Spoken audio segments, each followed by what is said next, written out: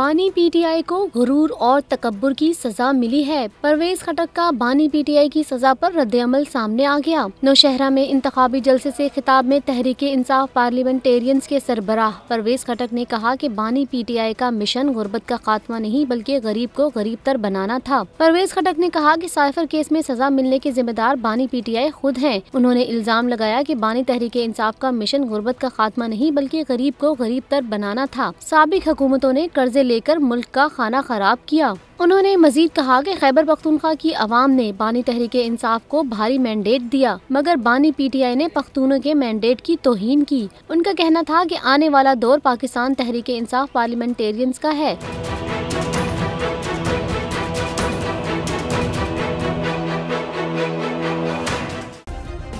Subscribe करें और bell दबाएं ताकि कोई खबर रह न जाए।